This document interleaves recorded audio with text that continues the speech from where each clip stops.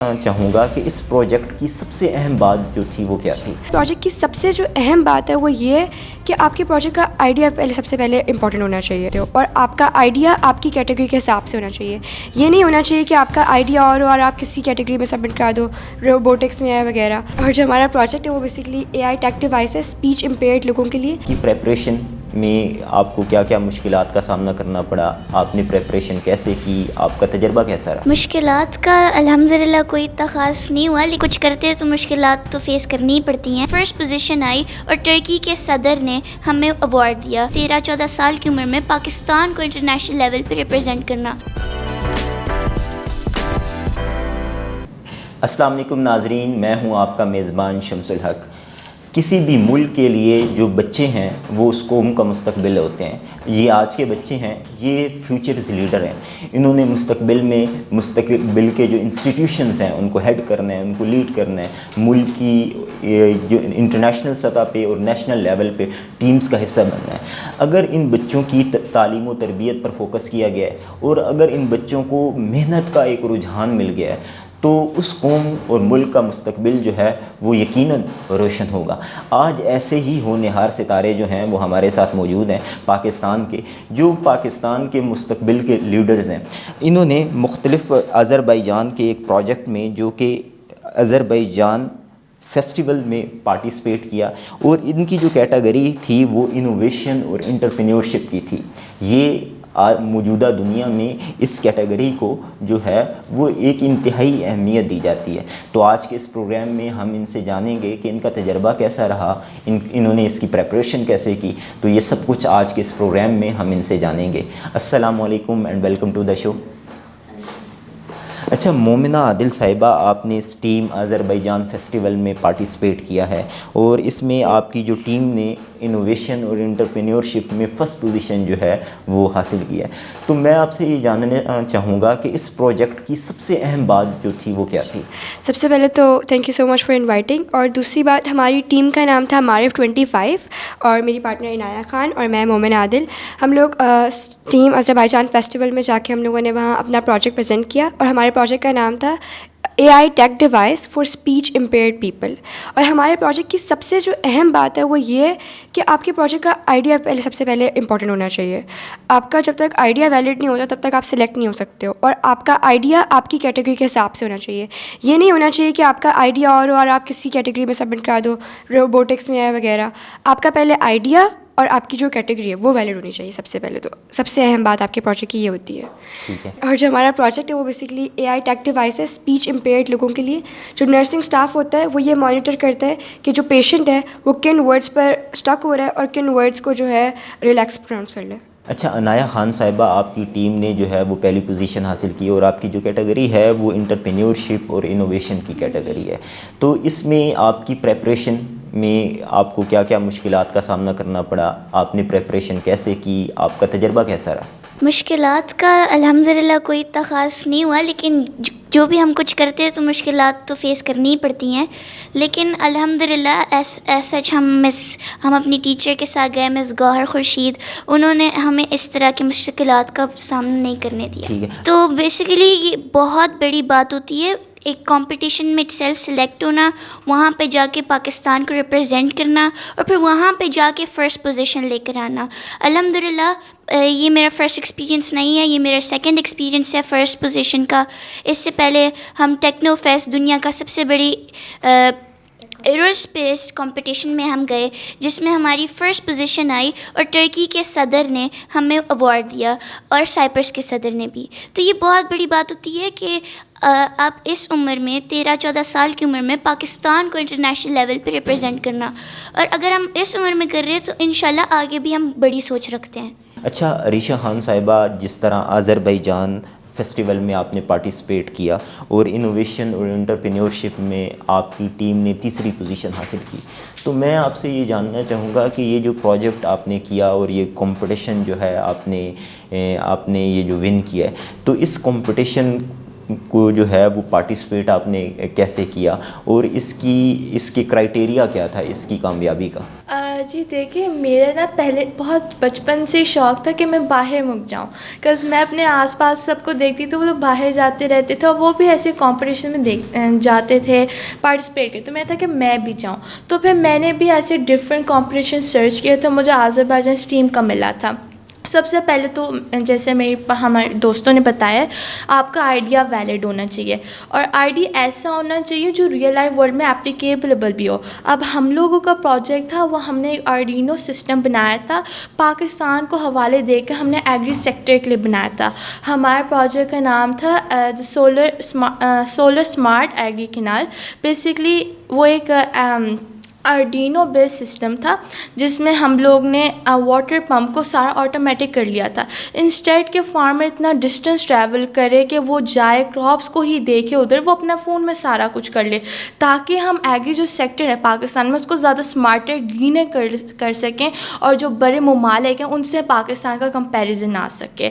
خوشی بھی ہوئی ہے کہ 3rd پوزیشن حاصل کر لیے اتنی چھوٹی عمر میں، اور وہ بھی باہر ملک جا کے، جو زیادہ تر لوگ نہیں کر پاتے. لیکن اس میں مین جو ریزن تھا وہ ہارڈ ورک تھا اور پیرنٹس کی دعائیں تھیں. اچھا وانیہ توصیف صاحبہ، جس طرح انٹرپرینیورشپ اور انوویشن میں آپ کا جو پروجیکٹ تھا وہ سولر انرجی پروجیکٹ تھا، تو اب پاکستان میں سولر انرجی کی کتنی اہمیت ہے، اس حوالے سے تھوڑا ہمیں بتائیے. دیکھیں پاکستان میں دیکھا جائے تو پاکستان ان ملکوں میں آتا ہے جہاں پہ سورج بہت زیادہ نکلتا ہے، اور گرمیاں جیسے کہ دیکھا جائے تو پاکستان میں گرمیاں زیادہ دیر رہتی ہیں کمپیئر کیا جائے باہر کے ملکوں سے.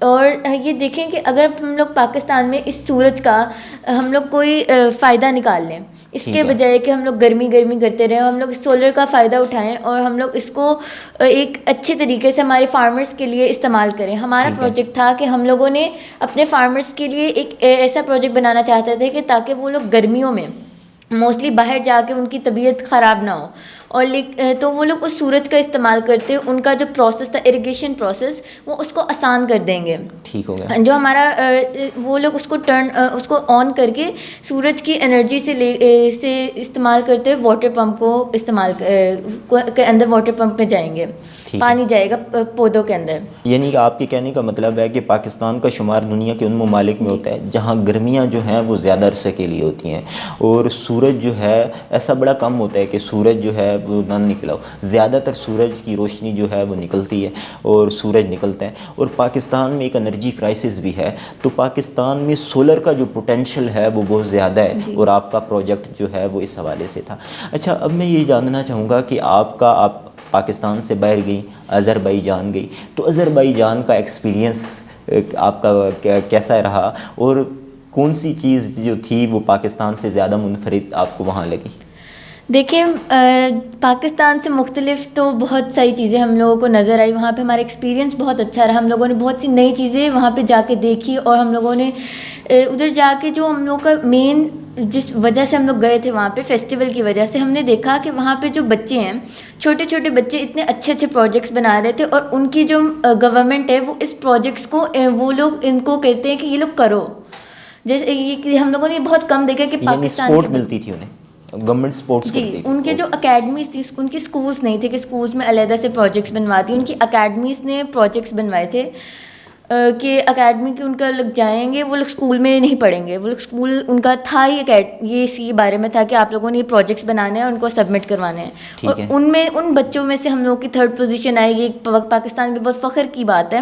اچھا عریشہ خان صاحبہ، جس طرح آپ کوئی بھی پروجیکٹ کرتے ہیں تو اس میں آپ کی اپنی محنت تو ہوتی ہی ہے، لیکن اس میں ایک سپورٹ سسٹم بھی ہوتا ہے. تو کسی بھی پروجیکٹ کو کرنے میں اور اس پروجیکٹ کو کامیاب کرنے میں یہ جو سپورٹ سسٹم جو ہے وہ کتنا مؤثر ہوتا ہے، اور یہ کتنا ضروری ہے؟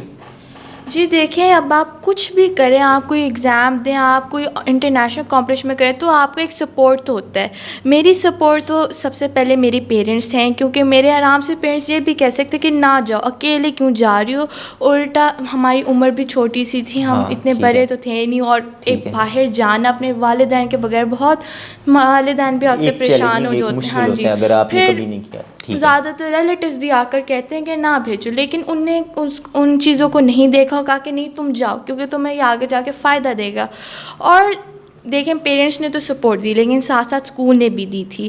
اب میرے ان دن ایگزامس چل رہے تھے, آرام سے مجھے اسکول کہہ سکتے کہ نہیں تم نہ جاؤ اور تم ایگزامس ہو, لیکن انہوں نے کہا تھا کچھ نہیں ہوتا, آپ جائیں, آپ اس انٹرنیشنل کمپٹیشن میں حصہ لیں, ہمیں اپنا ایکسپیرینس بتائیں, کیونکہ ایگزامس تو اکیڈیمکس بعد میں بھی ہو سکتی ہیں, زیادہ تو امپورٹنٹ آپ کے اسکلز ہوتے ہیں, ریئل لائف اسکلز ہوتے ہیں اور جو آپ لرن کرتے ہیں.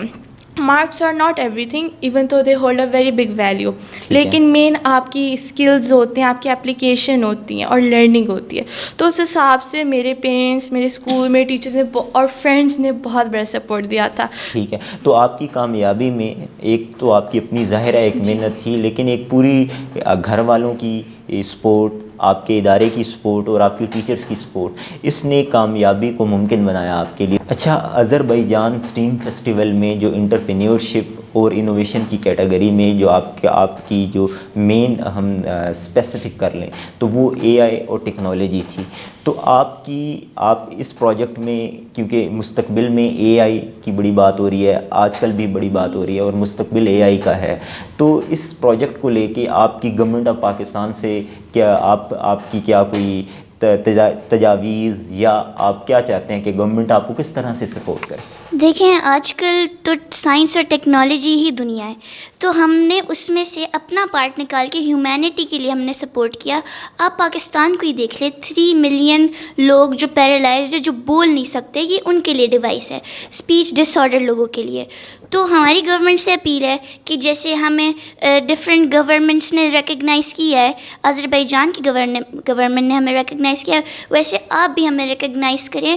اور آئی ہوپ کہ کوئی فیوچر میں بھی پاکستان کوئی ایسے ایونٹس رکھے کہ ڈفرینٹ ممالک آ کے ہمارے بارے میں ویسا سوچے جیسا ہم آذربائیجان کے بارے میں سوچتے ہیں, کہ ان کے اسٹوڈنٹس کافی انٹیلیجنٹ ہیں. نو ڈاؤٹ ہم بھی بہت انٹیلیجنٹ ہیں, لیکن گورنمنٹ کی طرف سے انہیں سپورٹ ملتی ہے اور ان کو پرفارم کرنے کے مواقع ملتے ہیں. اور آپ کی گورنمنٹ آف پاکستان سے یہ ایک ریکویسٹ ہوگی یا اپیل ہوگی کہ وہ آپ کو بھی اسی طرح سپورٹ کریں. ہم چاہتے ہیں کہ وہ ہمیں ریکگنائز کریں, ہمارا پارٹ ہیومینٹی کے لیے ریکگنائز کریں اور اس پروجیکٹ کو اور انٹرنیشنل لیول پہ لے کے جائیں. کیونکہ جیسے میں نے آپ کو بتایا 3 ملین پاپولیشن ہے پاکستان میں جو پیرالائز, جو بول نہیں سکتی, تو ان کے لیے یہ کتنی بڑی ڈیوائس ہے, بولنے کے لیے, اپنی کمیونیکیشن ٹرانسفر کرنے کے لیے یہ بہت بڑی ڈیوائس ہے جو ان کو ہیلپ کر سکتی ہے. جی اچھا, جس طرح آذربائیجان فیسٹیول, اسٹیم فیسٹیول میں آپ نے پارٹیسپیٹ کیا اور آپ کی کیٹیگری جو اے آئی اور ٹیکنالوجی تھا,